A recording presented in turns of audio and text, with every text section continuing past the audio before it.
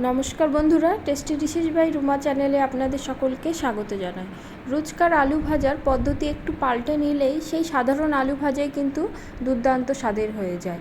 আজকে আমার সেই রকমই একটি আলু ভাজার রেসিপি আপনাদের সঙ্গে আমি শেয়ার করতে চলেছি। এই আলু ভাজা রুটি, ভাত, পরোটা এবং ডাল সব কিছু দিয়েই কিন্তু ভালো লাগে।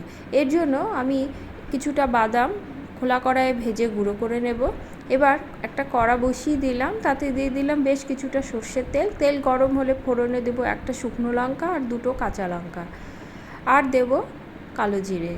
ফোড়ন থেকে সুন্দর গন্ধ বেরোলে এর মধ্যে 2 থেকে 3টে রসুন থেতো করে দিয়ে দিব। এটা অপশনাল, আপনারা যদি রসুন পছন্দ না করেন এটা স্কিপ করতে পারেন। এবার আমি এর মধ্যে দিয়ে দিব বেশ কিছুটা কারি পাতা। কারি পাতার ফ্লেভারটা আলু ভাজাতে কিন্তু খুব ভালো লাগে। কারি পাতাটা দিয়ে একটু নেড়ে নেব। এবার আমি এর মধ্যে দিয়ে দিব আলুগুলো আমি একটু মোটা করে এবং একটু লম্বা লম্বা করে বানিয়েছি। এভাবে আলু বানালে আলু ভাজাটা খেতে কিন্তু বেশ ভালো লাগে।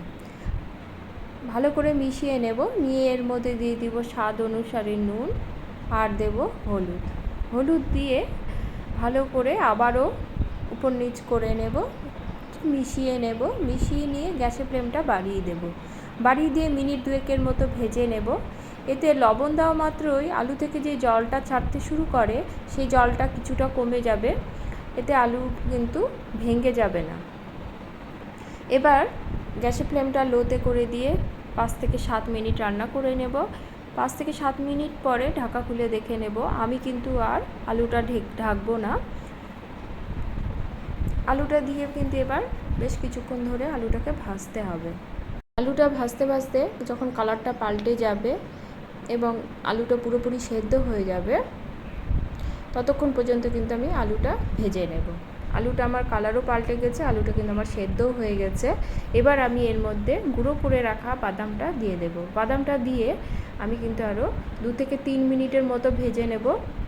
এতে আলুর বাইরেটা বেশ ক্রাঞ্চি হবে এবং ভেতরটা কিন্তু সফট থাকার জন্য আলুটার টেস্টটা কিন্তু খুব ভালো আসবে। আপনারা বাড়িতে একবার এভাবে বাদাম গুঁড়ো দিয়ে আলু ভাজা করে খেয়ে দেখবেন এবং কমেন্টে আমাকে জানাবেন আলু ভাজাটা কেমন হয়েছে। আমার আলু ভাজা কিন্তু হয়ে গেছে। এবার গ্যাসের ফ্লেম অফ করে দেব, দিয়ে পরিবেশনের পালা। আমি মসুর ডাল দিয়ে আলু ভাজাটা পরিবেশন করেছি। আমার আলু ভাজার রেসিপিটি ভালো লাগলে লাইক, কমেন্ট করবেন এবং সাবস্ক্রাইব করে পাশে থাকবেন। দেখা হবে পরে কোনো রেসিপি নিয়ে। সকলে খুব ভালো থাকবেন। ধন্যবাদ।